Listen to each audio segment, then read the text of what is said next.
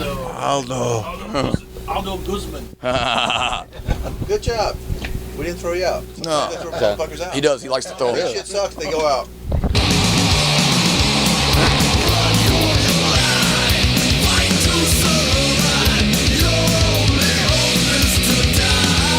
All right, how you doing, guys? This is Aldo here with Capital Chaos TV, and we're sitting here with the Monster Man, Doyle Wolfgang von Frankenstein, and the Wolfman Alex Story.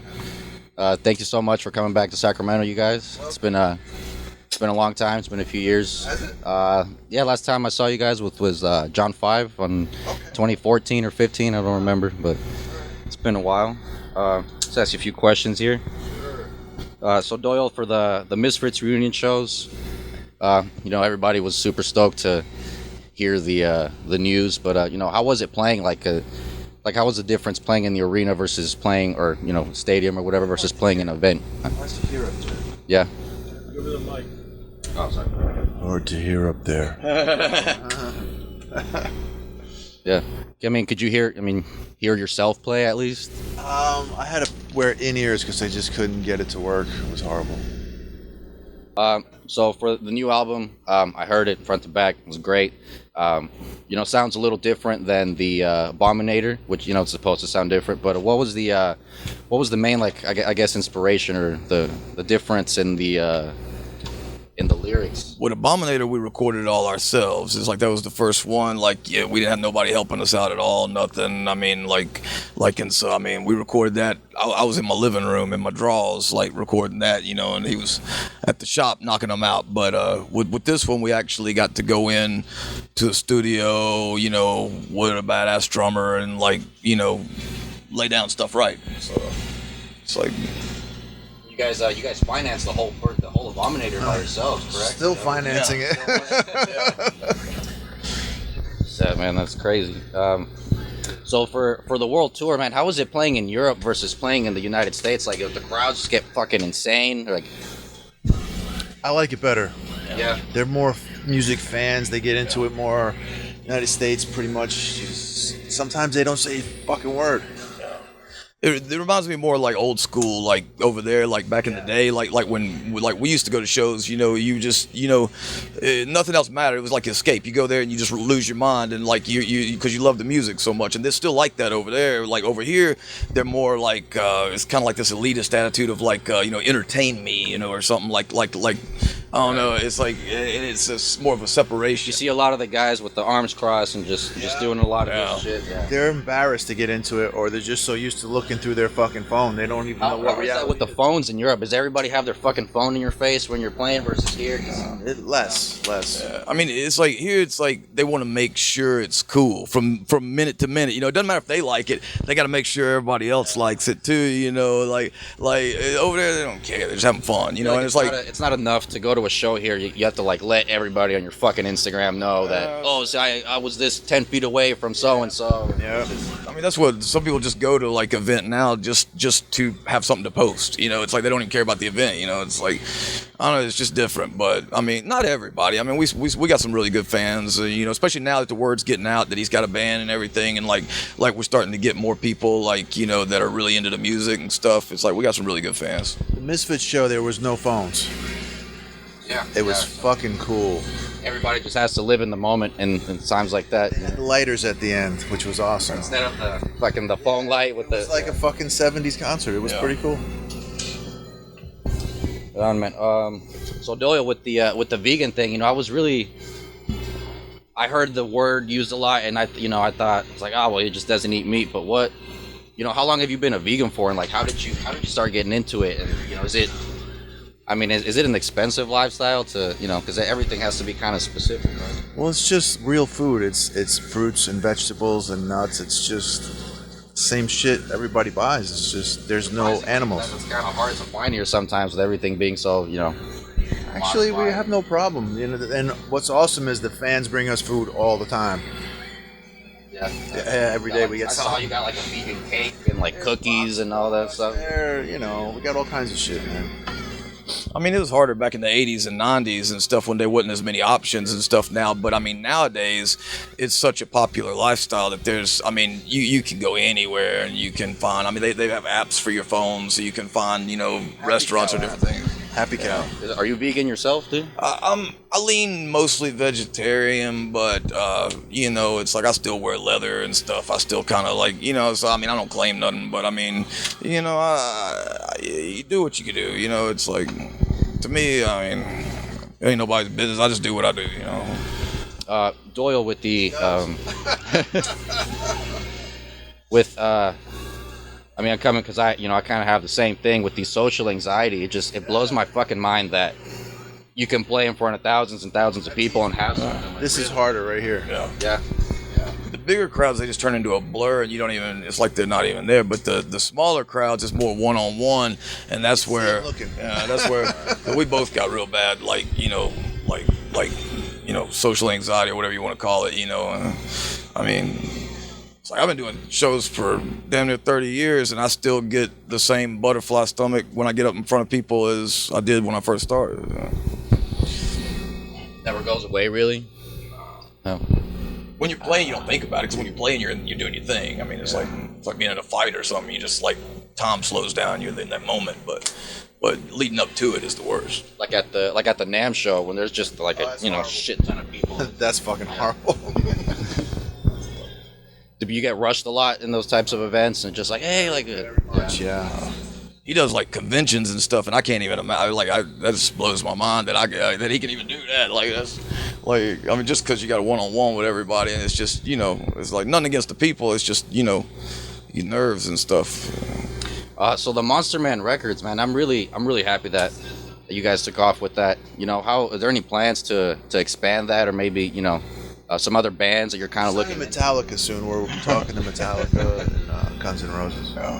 It's like we ain't got much of a budge right now. Like the money we do like have in it kind of goes right back into the band right now, and into tours and into the merchandising and the records and stuff. So once it becomes a little more lucrative and we can afford to branch out with some more acts and stuff, you know, we will. You know, if something just blew our mind, something came up and it was just so awesome, you know, we would probably do what we could to try to get it out. But I mean, till that, you know. I saw that your mic got stolen a few shows Club's ago. mic. It was the Club's mic. Yeah.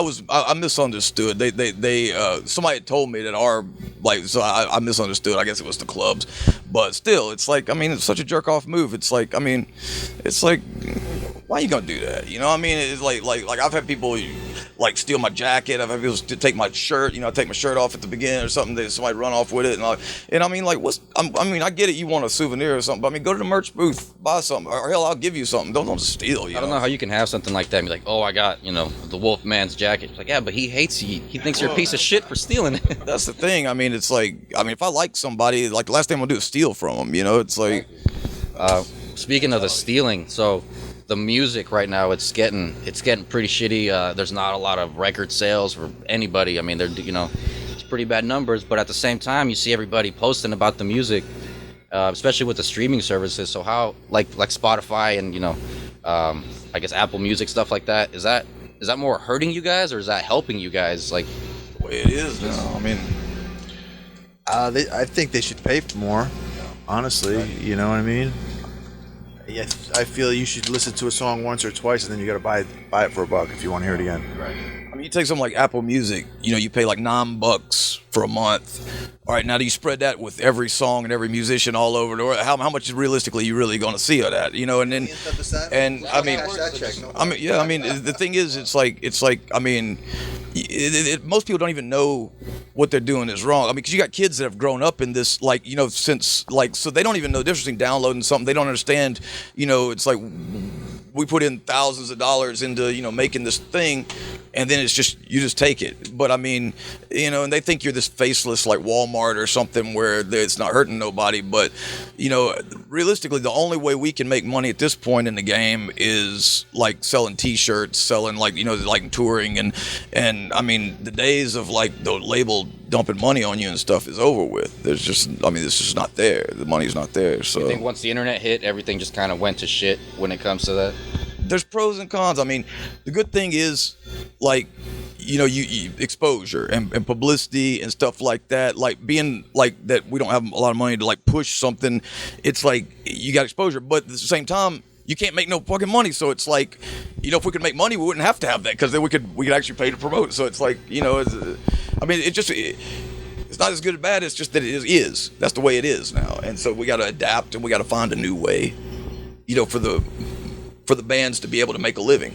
I think they should put a $10,000 fine on one song. Yeah, just for Really police it. I mean, I would say this: if I was building motorcycles and somebody came in and took one, is it a crime? That's our fucking product. It's a hard thing to make. I don't have a tree growing in my yard with fucking songs I can go pick. And it's unpopular, you know. A kid don't understand, so they're like, well, you know, fuck you, you greedy bastard, you know, I just want the song, you know, like, but it's like, you know, they don't understand. It's like, literally, like, we would have to go get jobs to be able to afford to do this, to bring it in, and then you're like, play here. Well, we can't play there because we can't afford to play there, you know. It's like, I mean, but, you know, I mean, it is what it is. Like we're adapting, everybody's adapting. We're trying to figure out a better way to do it. I mean, for now, this is the way it is. I got a question about your bassist, man, Brandon Strait. I actually, I got his other bands sent it to me, and this was from a few. What is it? Cheating on us. Moonlighting. They live. That he was, you know, when he was younger, but I had heard about him. I stumbled on him on Spotify, and I'm just curious, like, how did you guys get in touch with him, and how did you, like, you know what, this is our guy right here? He was a big fan of my other band, and him and his buddies, like, was always, you know, like, into that. And then they helped me finance one of my records with that band, because I was in jail at the time and couldn't quite come up with the scratch and I was going to lose my window to record. But anyway, we became friends after that and whatnot, and like, they played a couple of shows opening up for us and stuff. And then when we had a spot open up, we didn't like any of the people that was, you know, popping up to play with us. And so I was like, I know this kid, and he's all right kid, and so he worked out, and I mean, he's been doing a good job. He's a good guy. Yeah. Alex, for you, man, it blew my fucking mind when I saw, and you did a few shows with Cancer Slug and Doyle. How was that, man? Like, just physically, I mean, just your voice alone, how strenuous was that? Very. Like, we actually did 3 sets that day, because the night before in Gainesville, we didn't play till well after midnight and stuff. So technically, I did 3 sets in one day. But I mean, you just do it. Like, you just got to go. Like I don't know. I mean, it's like I was glad I wasn't sick, because then you can't do nothing. There's been a lot. I mean, well, not so much, but I've seen a few, like, religious protesters at a few shows. Like, I saw Behemoth, and there was a bunch of, you know, the Jesus loves you and you're going to hell fucking people. Have you guys experienced anything like that yet, or stumbled across anything like that? No. This is silly crap. Anyway. Funny to me. It's like any grown adult, like, I mean, in the year 2018, that still believes in any of that fucking horse shit. Like, you know, it's like, and the thing is, their logic don't even work. Like they can look at, like, you know, the Greeks or Romans or anything and be like, that's silly, like, you know, but, like, they can't, like, realize, yeah, same goddamn thing. Pretty silly. Yeah, it's like, I mean, book. It's like, as long as they buy a T-shirt. Yeah. You buy a CD. I mean, what's the worst show that you've ever done? Not just the crowd, but I mean, like, just the environment or just everything that just made it into a whole shit show. That's such a hard question, man. There's been so many ways a show can go bad. It's like, I mean, you know, it's like there's so many ways. It's like, I mean, it's like the worst thing is when it's technical stuff, because it's outside of your hand. Like, the worst thing is, like, you know, if the monitors don't work, if your gear's messing up, if, you know, it's like that because that's out of your control. You can't do nothing, you know. And for me as a singer, the worst thing is when, like, you know, we've toured where, you know, we're out so long, you know, I get sick, or I get pneumonia. Like, I've had pneumonia and it's like your instrument is literally your body, and so if you're sick, you know, you can't do what you need to do, and I mean, that to me, those are the worst shows. But then there's also all kinds of other bullshit. All right, man. This has been I'm Aldo Guzman here for Capital Chaos. Pleasure to be with the band Doyle. See you guys later. Thank you very much. Aldo Guzman.